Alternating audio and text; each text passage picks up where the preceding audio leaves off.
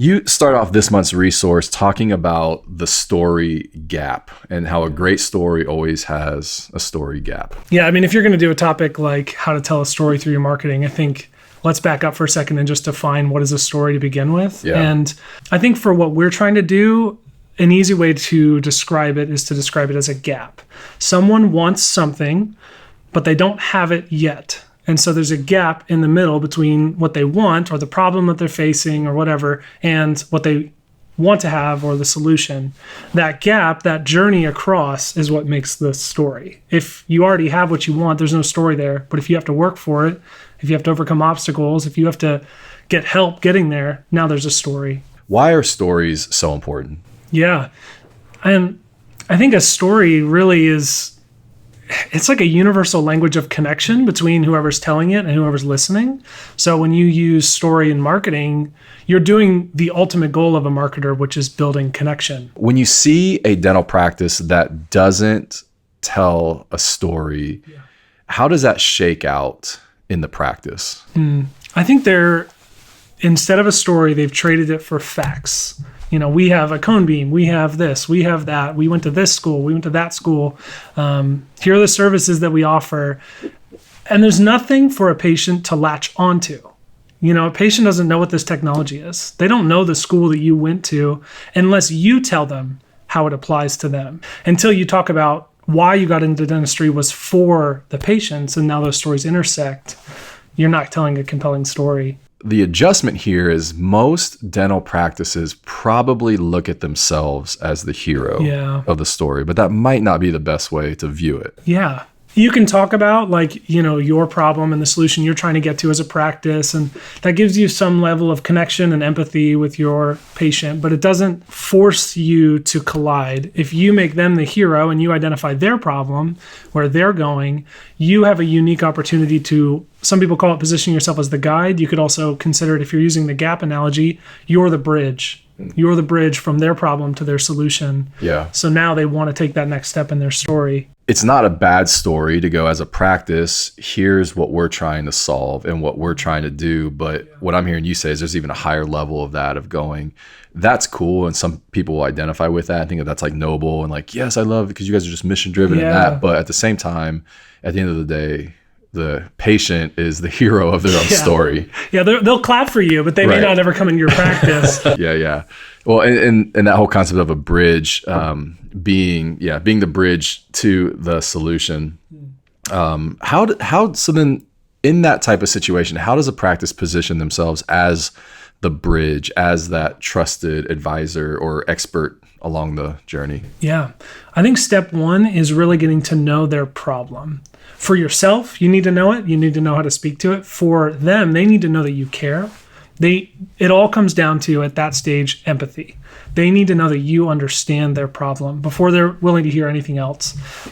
Step two, I think, then they need to know that you are familiar with the solution. Some of the language we use is we call it a promise. We promise the solution. We've said, hey, we understand your problem. We promise you the solution. That's step two. And I think the third one is then establishing the bridge through a plan. You need to lay out a plan of, okay, I've promised it. That's great. Back it up. How are you going to get me there? And that's where the plan comes in. And it doesn't have to be detailed. It can be really simple. It can say, if you want, your problem right now is you're not confident about your smile. We want you to have the smile of a lifetime. We want you to feel so good that it just lights up a room. Our plan is we're going to, give you all on fours to correct your smile, and then you'll have that smile you want. Yeah, gotcha.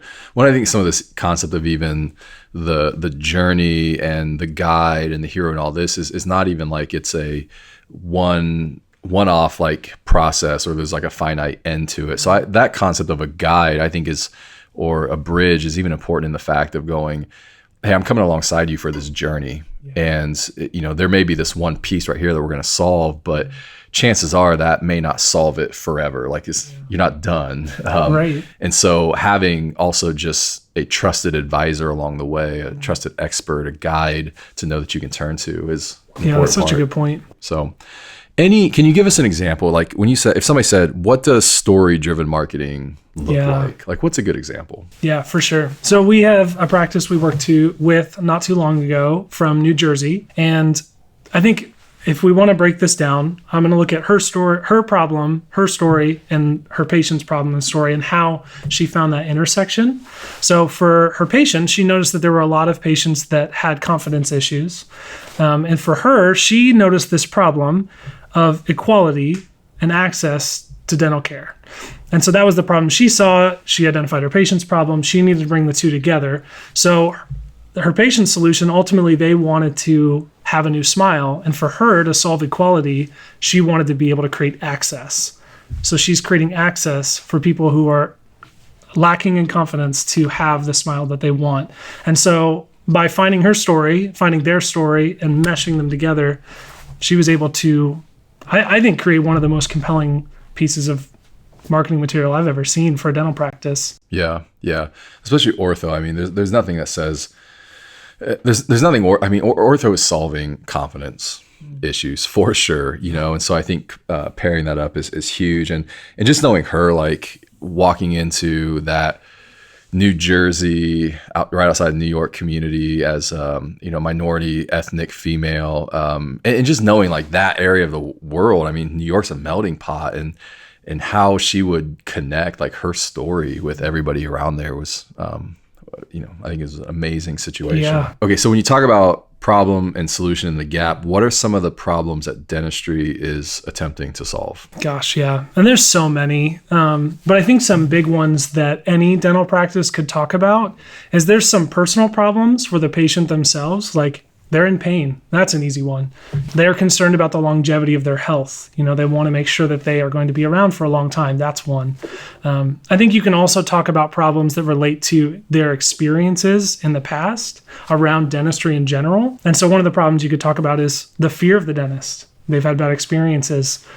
You could talk about them feeling neglected, like their concerns were never taken seriously, but you make sure that that's taken seriously. You could talk about distrust of healthcare providers in general. There's so many, and you could get like specific with it. If you're a pediatric practice, you could talk to parents.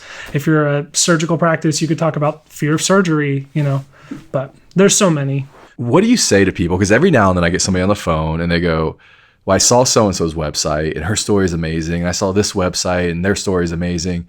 I just don't, there's nothing that's amazing about me. I don't have an amazing story. Like, what do you tell somebody like that? One, I would say you are not the only one that feels that way. I would venture to say that the majority of the clients that we work with feel that way. And I think it comes down to like, maybe you never had the help, the tools, or the time to really take a look at your story. Let's just take the time and dive into it, and you'll see really quickly you do have a story. Yeah. Well, and part of it is like we've helped that process too. I mean, we're not asking clients to come to the table with the story already figured out. Like that's part of our process. Yeah, that's true. Is discovering that story. What are some of the tools that we use to actually make that like predictable and help clients go through that? Gosh, yeah. Well, lots of experience doing this over and over again and seeing what works and what doesn't. We do brand discovery tools, so exercises, questions, these things that prompt you to ask the hard questions, to really dig in.